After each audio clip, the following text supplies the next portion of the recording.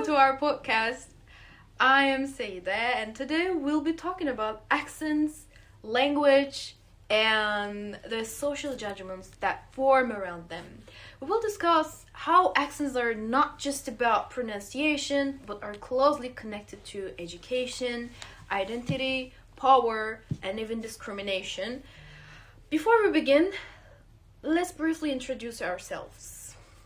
Hi, I'm Ebrar. I've used the Spanish less actively compared to the others, but I'm very interested in accents. Hello, I'm Duygu. I really enjoy observing how people are perceived through their accents and ways of speaking. Especially the Argentinian accent. I'm in love. You really love Argentina. Yes. La nena de Argentina. Hello, I'm Ezgi, and I am interested in how accents shape first impressions, how people are judged through the way they speak, and how this is linked to the ideas like education and prestige. Okay, I'll be moderating today's conversation, so let's start with a warm-up question.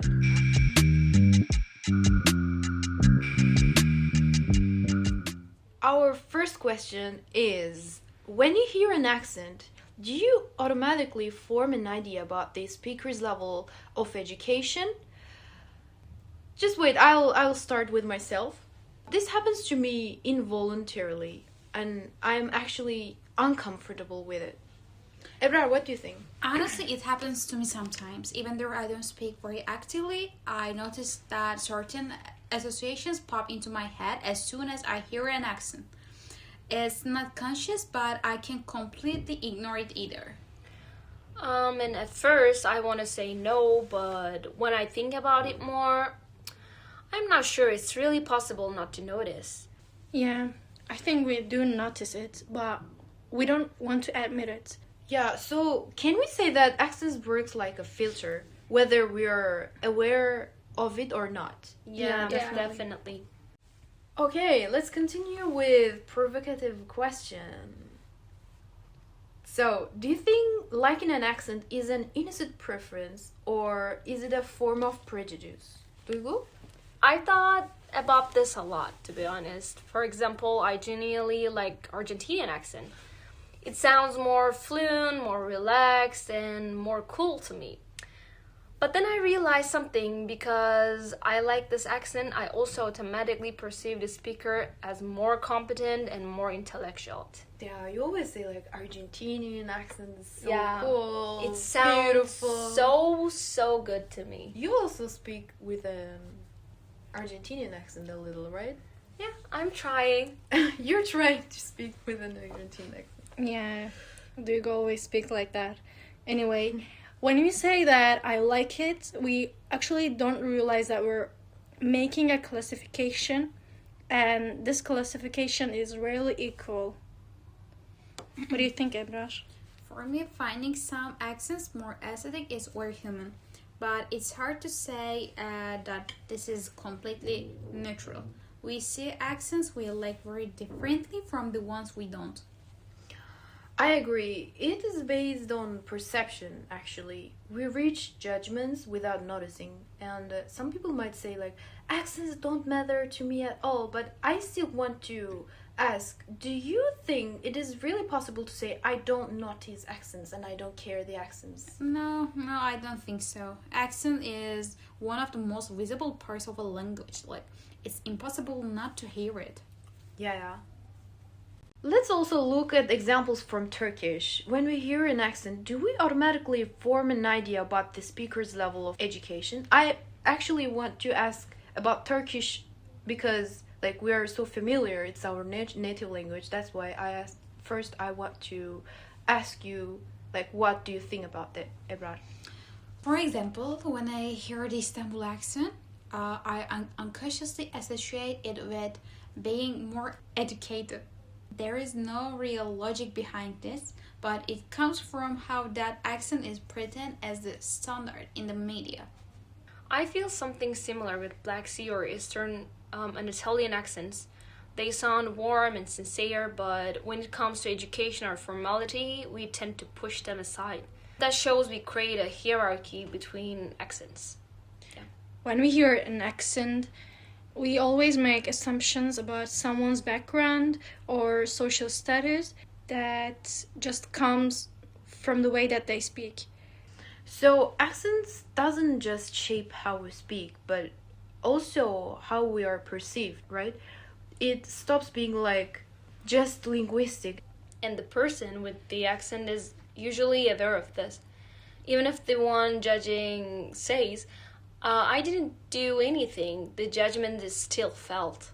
In the end, accent isn't just about language, right? It's about power, class, and also visibility. I think, yeah. Exactly. Do you think the same thing happens in a foreign language? Like, for example, when listening to someone speak Spanish, do we automatically make some assumptions about their education, social background, or social status based on their accent? I think so, definitely. In a foreign language, accent can be even more decisive. When we can clearly judge vocab or grammar, accent starts working like a level indicator. For example, a Spain accent sounds more correct and more educated to me. Probably because that's the accent I have mostly heard in academic settings. Oh, so accent works almost like a marker of competence? Yes, but that's very problematic. Someone can speak the language really well, yet be seen as less competent just because they have a different accent. I notice I even rank Latin American accents among themselves. I do it. Some sound more academic, others more casual, but most of the time, this perception isn't based on real knowledge. Yeah, I agree with you actually. Even when I know my assumptions might be wrong, the accent still shapes how I listen to the speaker. What this shows is that in a foreign language, accent isn't just about pronunciation, right? It's a way of filling in the gaps when we don't know much about the speaker. Yeah. Yeah, and especially when it comes to Spanish, accent once again turns into a marker of power, this time reproduced by us as listeners.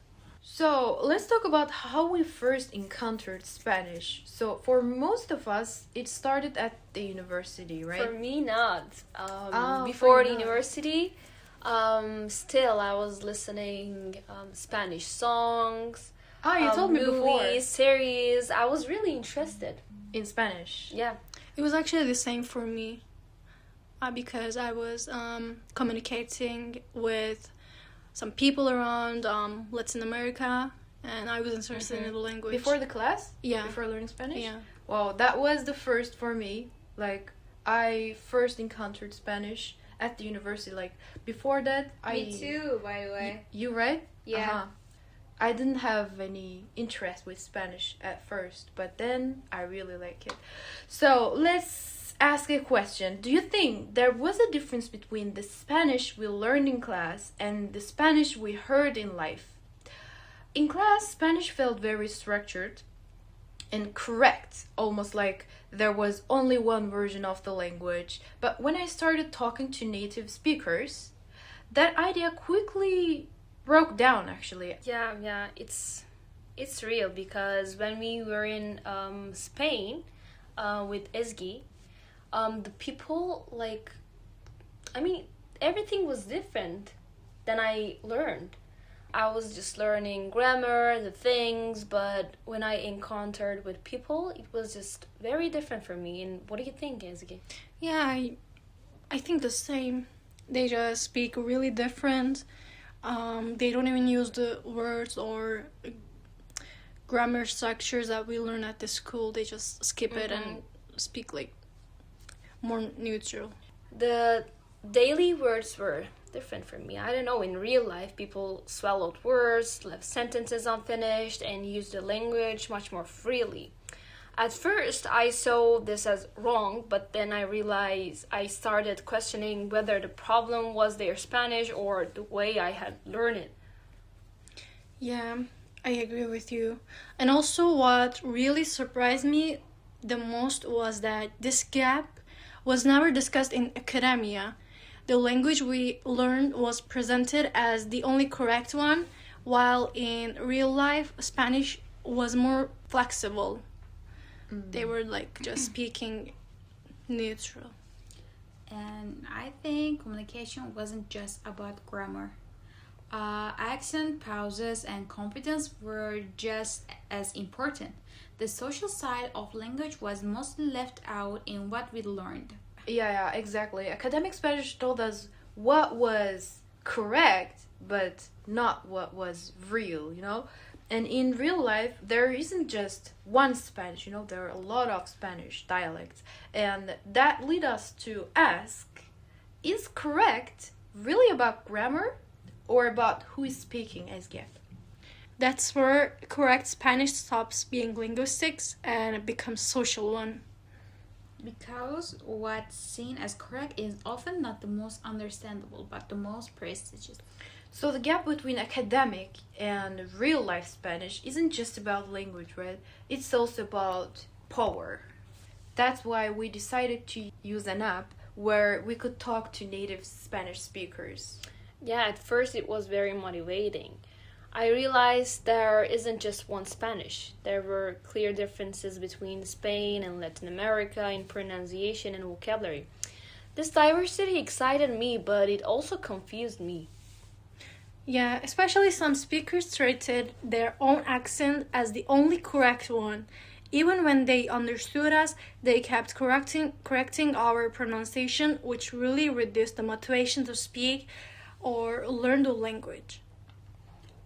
And the idea of correct Spanish often comes before communication itself. Native speakers were in the position to decide what was right or wrong, and learners felt like they constantly had to prove themselves. Yeah, the problem actually wasn't being understood. It was who we sounded like. So this experience showed us that language isn't just about communication. It's also about identity, power, and belonging, you know? So for us, this platform, this app, became a turning point, not just a language practice, right? I remember that there was also the issue of was in Spanish, like the word was. I think Duygu has experience during Erasmus, and you mentioned about it, I think. So it was being understood by the teacher. I don't know, can you tell us a little bit more about what happened with the word was? Of course, during Erasmus, I tried to participate actively in class, and in some situations I use was reflectively, and was means, by the way, you in English, but in Spain the people used as tú. Yeah. This was a habit I had picked up from my previous exposure to Latin American Spanish, more, of course, Argentina. So during the exam, I wrote it as was, but the professor marked as incorrect. Oh. Yeah. What affected me most was that the intervention wasn't about content, but about form. It wasn't what I said that was seen as a problem, but how I said it. But made me feel like being understood wasn't enough. To be accepted, I had to conform to a specific language variety. Yeah, actually, I think she understood you, right? She got understood what I want to meant. Because she wrote there, two, right? Yes, two. she marked as wrong, and then she wrote two. No, you should use two. No, was. So there wasn't a linguistic error, but a kind of social mismatch. It's not an error. For example, when you go to Argentina, yes, it's not wrong. It's correct. Yeah, exactly. The professor understood me perfectly, but using was considered inappropriate in that context. That's when I realized that even in environments like Erasmus, which are supposed to be multicultural, exactly, some language forms are seen as more legitimate than others. This is so sad, right, guys? Yeah. What I see very clearly here is that something grammatically correct can be still socially punished. This tells us the language rules aren't always the ones written in textbooks. Some rules are silent, invisible, but very powerful. So, what do you experience clearly shows that language isn't just a tool for communication. Definitely. After that class, I realized I started monitoring myself much more while speaking. Instead of feeling free, language started to make me more cautious and withdrawn. And that's the irony. Programs like Erasmus aim to promote linguistic and cultural diversity, but in practice, some forms of diversity are accepted less than others. I'd like to move on the issue of prestigious accents. In our experiences, we have repeatedly noticed that certain types of Spanish are positioned as more correct or more acceptable. Especially in the context of Spain, it is important to question why the Castellano, like it is Castilian, right? Yeah. Castellano, I was going to say Castellano. Okay. Accent is so central. And we could also ask the question this way: is the Castilian accent linguistically more correct, or has it been placed in this position for historical and social reasons, Duygu? I think the word correct is key here. The Castilian accent seems to have become standard, not because of any natural superiority, but because of the historical power relations. For many years, Madrid, Madrid being the political and cultural center of Spain, made this accent more visible in education, media, and official settings. And over time, this visibility creates the perception that the language spoken at the center is more correct, cleaner, and more prestigious. But that doesn't mean other accents are deficient or wrong. And I asked this question to one of my friends who lives in Castilla y León, basically, one place close to Madrid. What do you think about the accents of Spain? Which one sounds more correct? And he told me that I guess it's Valladolid, which city he lives in. But if you ask the people in Spain, they will probably say Madrid. He told me this, Or I don't know. What about you, Ezgi? I would like to add something else, is that media representation plays a huge role in shaping this perception. For example, on television, in the news, TV series, or some official speeches, we usually hear Castilian or dubs in Mexican accents because it's perceived as more neutral and more accepted. Ezgi, can I ask you a question? Okay. As you know, we were in the same city in Spain. We were in Castilla y León, basically in Valladolid also. What do you think about the accent? Actually, the accent is the most Understandable, no? understandable, the most neutral one. That's why in Spanish, this accent is called Castellano. Yes. They don't say we speak Spanish, they say we speak Castellano. But it's not another language, right? No, it's just Spanish. Even in the schools, they have classes like the language of Castellano or the literature of Castellano. Yes. And what I want to say is that this sends a message, and which is this is how serious, educated, and trustworthy speech sounds, like the Castilian and Mexican accented dubbings. Also, among my South American friends, the one of whose accent I understood most easily was the Mexican one, which shows how the Mexican accent has become a widely accepted standard in Latin American media. Yeah, really? Yeah, it's the like most understandable. The Mexican one. I think like do you remember like our Spanish teacher in Turkey from Uruguay? Yes. She said like I think the most easiest Spanish is to understand is probably Colombia. She said. No, Colombia? it's Yeah, I I don't don't think understand so. Colombian. I don't know. I mean, She I don't said, like, know. it's more. She's flu- native though. Yeah. Yeah, she's native. Maybe I don't know. Like we said, like I was like, I don't know. I'm not sure.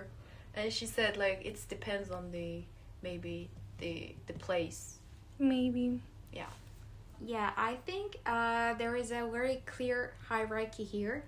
Even among people who speak the same language, accents are ranked. This is especially difficult for language learners because while learning the language, they also unknowingly learn an accent ideology. They are not just learning how to speak, but also which way of speaking is more socially accepted. Yeah, socially accepted. In an audio recording I received from a Spanish friend, this was explained very clearly because they spoke with a southern accent and they felt they were taken less seriously in some academic and social settings. So this prejudice isn't only directed as foreign language learners but also at native speakers, you know? Okay, now let's listen to his voice recording together. Here in Spain, we have many accents depending on the region, but mostly we can divide them in North accent and South accent. And sadly, the accents from the South, they have a stigma of being like funny accents, but nothing more. They are seen as too ordinary for anything academic or to be taken as serious. There's this stereotype of people from the south of Spain that we don't know how to properly speak Spanish, and even in the news of there are like regional from the south of Spain or even local, you see people, they fake their accents in order to give the news or anything informative related, because we have the stigma of this accent not being professional. It's too informal, as it's seen for the Spanish society. So, and this shows us that the issue of prestigious accent isn't about being foreign, it is directly about power, as I said before, centers and norms, you know? Exactly. That's why treating accent as just a pronunciation difference is very limiting. Accent can be perceived as something that reflects a person's social position, level of education, or even intelligence. Yeah. Yeah, you're right. And that perception has more to do with ideologies surrounding language than with language itself. Castilian or Mexican accents aren't just prestigious because they're correct, but because they're accepted as correct. I think at this point we can say that linguistic diversity acceptance is not equal. Not equal. Exactly. And this is what turns accent and prejudice into not just a linguistic issue, but also a social and political one. Now I'd like to look at the Latin American context because we see that some accents are considered more visible and more prestigious than others there as well. In this regard, a voice recording Duygu made with an Argentine friend was very revealing for us. And I met him too, right? Mm-hmm. And the three of us had a chat. He laughed when he heard my speaking with more of Spanish accent because in his opinion the best accent is the Argentine accent, isn't it? Yeah. Yeah, he loved me so much. He was always making fun of with you. Yeah. Let's hear that recording. The girls often ask me why many say that Argentinians are racist, and the answer is very simple. It's because we live in the best country in the world. Okay, I'm joking. Or maybe not. But seriously, Argentinians are extremely proud of our nationality and our country. We love our country a lot, and for us, everything from Argentina, it's amazing. Sometimes maybe a little too amazing. So if someone says, I don't think Argentina is that great, we might think, yes, you are just Julius. Well, I like the Argentinian accent for the personality. I mean, it is expressive, emotional, and full of character. We don't speak in a flat or neutral way. We speak with rhythm and emphasis. I think that makes conversation more dynamic and entertaining. Like I'm moving my hands right now. Yeah, that recording was a little thought provoking, and my Argentine friend was questioning why their own accent, especially the Buenos Aires accent, is perceived as so cool or attractive. Cool and attractive. Yeah, in the recording they say that when people hear the Argentine accent, they often associate it with charisma, confidence, and modernity. But there's nothing linguistic about that. Yeah. Yeah, and my friend pointed out that features like the sh, like pronunciation or the melodic way of speaking have been turned into an image through the media. An example? Like Um, llamar, Shamar, yes. Accents from big cities like Buenos Aires, which are seen as cultural centers, naturally circulate more, which creates the perception that big city equals modernity, and this modernity equals a prestigious way of speaking. Once again, we see a very clear power relationship. Even within Latin America, which is often perceived from the outside as a single block, there are internal hierarchies. Because some countries and cities are more visible, their ways of speaking are considered more normal and more attractive. This forces people from smaller cities or less represented regions to explain or justify their accents. Accents suddenly become a marker of where you are from and how close you are to the center. Not everyone's accent is met with the same tolerance or admiration.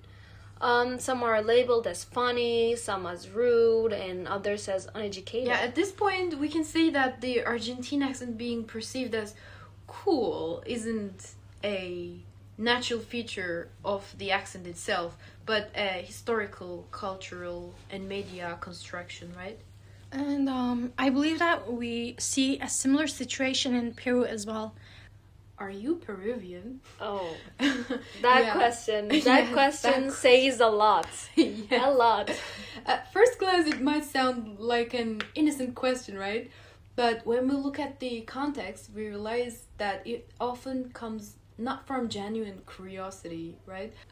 Yes, especially when someone makes a mistake while speaking or their accent deviates from what's expected, the question tends to appear. That happened to me. I was talking with one of my friends from Latin America, and I was talking Spanish with him, and then he told me that you're talking like Peruvian, and I said, what? Oh my god! I didn't understand if it's something good or it's a real question. I really didn't understand.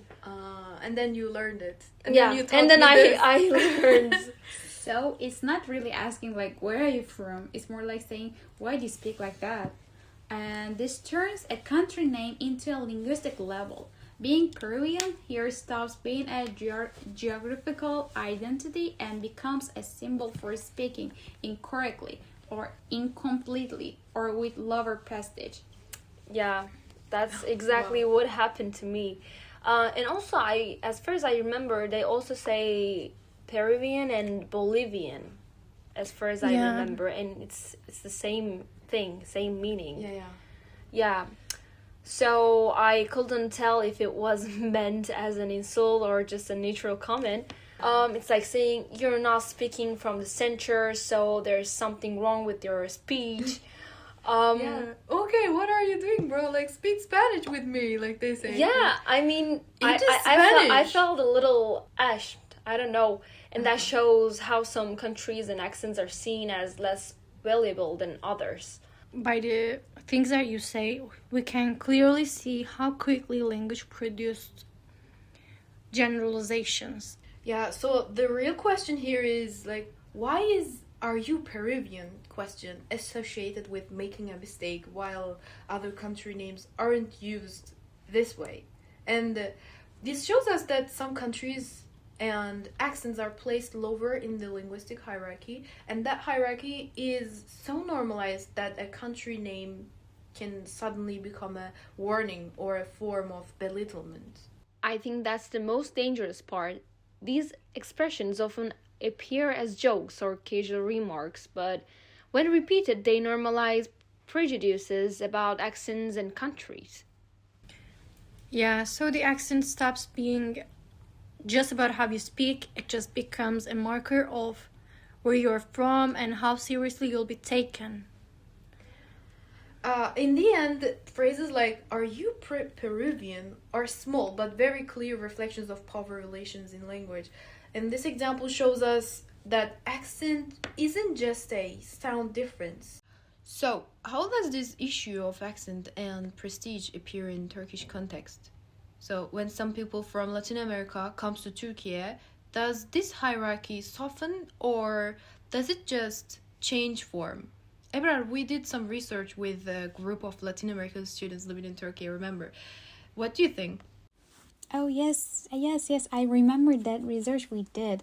But in our research, we saw that there were people from different countries, like from Colombia, from Cuba, and I think it should be one more, but whatever. But because these people were from different countries, they united and are hanging out together in Turkey.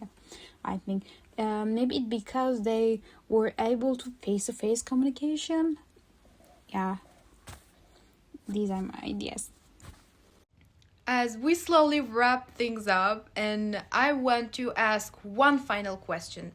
When we think about everything we discussed today, do you think the problem lies in accents themselves or in the meanings we attach to them? Definitely in the meanings.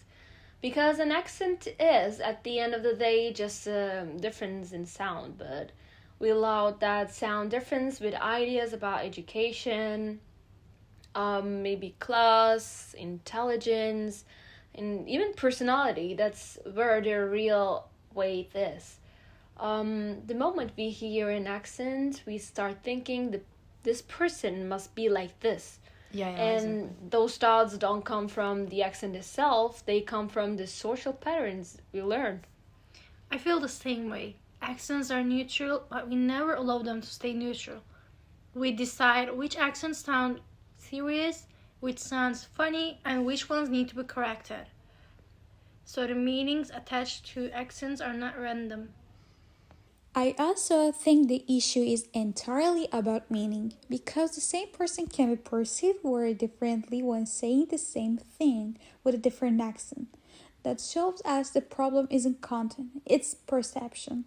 So maybe this brings us to another question. When we're learning or using a language, what should we actually be aiming for? A perfect accent or being understood? Being understood, for sure. Of course. That's the core purpose of communication, no? Yeah. But the problem is that society often values speaking correctly more than being understood. Yeah. Sometimes even when we're understood, we're still corrected because of our accent. And that sends a clear message. Being understood isn't enough. You also need to conform to our norm. And at that point, language stops being a tool for communication and becomes a tool for selection. So what we've seen today is this: accents aren't wrong. The problem is the meanings we attach to them, and maybe the most important question we should ask ourselves when learning a language is this: do we want to speak more correctly, or do we actually want to communicate?